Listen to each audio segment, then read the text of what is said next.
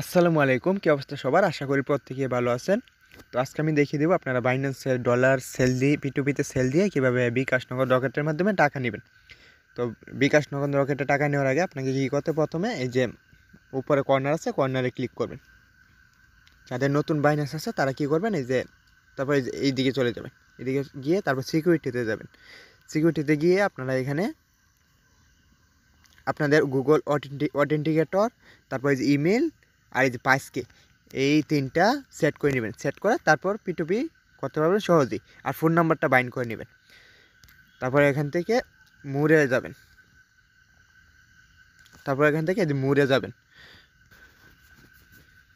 মুরে গিয়ে তারপর এই যে এখানে পিটুপি আছে, পিটুপিতে যাবেন। এই যে পিটুপি আছে, পিটুপিতে যাবেন।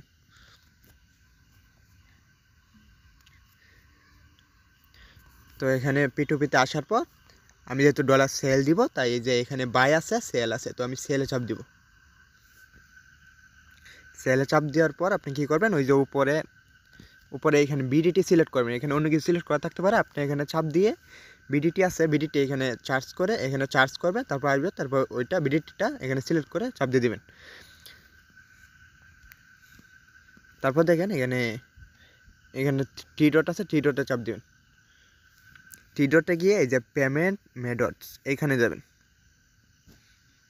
এইখানে যাওয়ার পর এই যে অ্যাড এ পেমেন্ট মোড এইখানে যাবেন।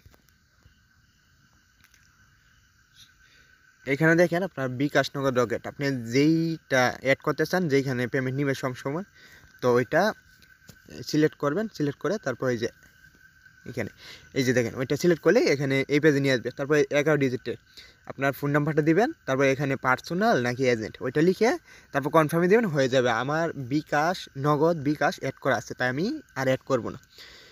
তো এইটুকুই কাজ শেষ। এখন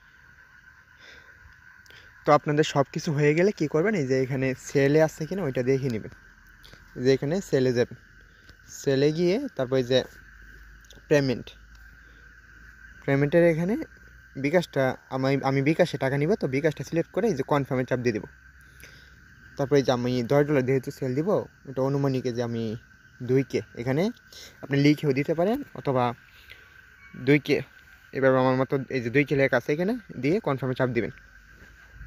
তো এই দেখেন আমার অফিসিয়াল পেমেন্ট, এই যে আমার এই যে এই বাইটা আমার 1000 থেকে 1000 টাকা সেল দিতে পারবো। এই যে এখানে লিমিট আছে 1000 থেকে 1 লক্ষ, ওইটা আপনার 1000 আছে কিনা ওইটা দেখে নেবেন। কিন্তু এখানে 180 মিনিট, আমি আর একটু নিচে যাই। তো এই যে এখানে দেখেন 1000 থেকে আবার 15 মিনিটের মধ্যে, আবার এই যে ভেরিফাইডও আছে। তো এগুলো দেখে আমার এটা মোটামুটি ভালোই হয়েছে।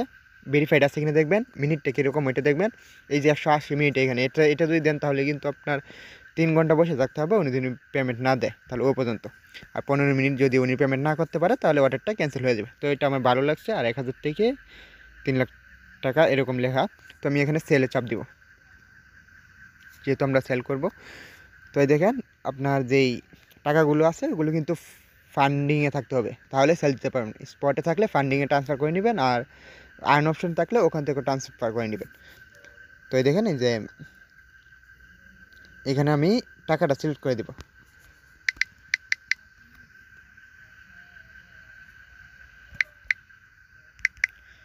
এখানে আমি 1200 দিলাম। 1200 দিয়ে তারপর এই যে আমার বিকাশ নাম্বার অলরেডি সিলেক্ট করা আছে আমার। তো এখানে এই যে এখন সেলে চাপ দেব।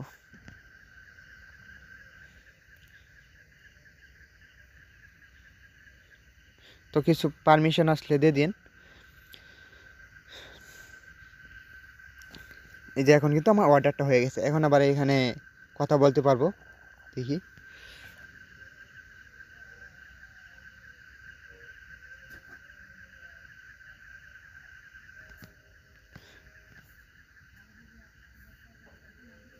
তো এখানে আবার আপনার রিলিজ করে দেন না ভুল করে।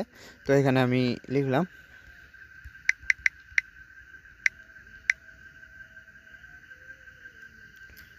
তো উনি দেখি কতক্ষণে পেমেন্ট করে। তো এই দেখেন এখন যদি আপনি বের হয়ে আসেন, তারপর এখান থেকে ঢুকতে পারবেন। যে ওই যে এই যে উনি কিন্তু বিকাশে ক্যাশিনটা করে দিয়েছে। তো আমি এই যে বিকাশে কিন্তু এই দেখছেন টাকা ক্যাশিন 1200 টাকা, ওইটা কিন্তু চলে আসছে। তো আমি বিকাশটা চেক করে তারপর ফিরে আসছি। তো এই দেখেন এখানে আসার পর অর্ডারটা কেমন দেখবেন, এইখানে যাবেন। এই যে এইখানে সেন্ড লেখা, তারপর এটার পাশে কি একটা এখানে যাবেন। ধরেন আপনার কোনো সময় বের হয়ে গেলেন, তখন কীভাবে পেমেন্টটা দেখতে পাবেন, এই যে এইভাবে। তারপর এখানে চাপ দিবেন। এই যে উনি যদি পেমেন্টটা করে, তারপর এখানে পেমেন্ট রিসিপ্ট এইভাবে একটা অপশন উনি কিন্তু দিয়ে দেবেন, উনি ওখানে দিয়ে দিবেন আমাদেরকে বলার জন্য।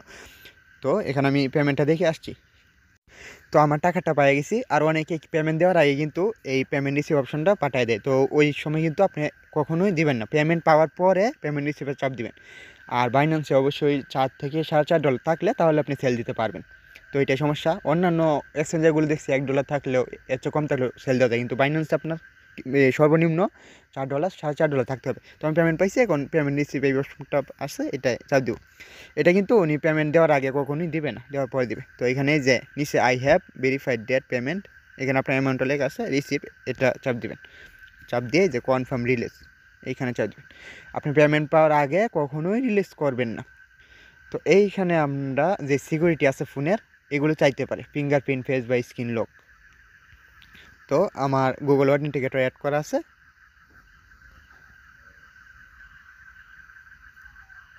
তো গুগল অথেন্টিকেটর অ্যাড করা আছে, এটা আমি দিয়ে দিব।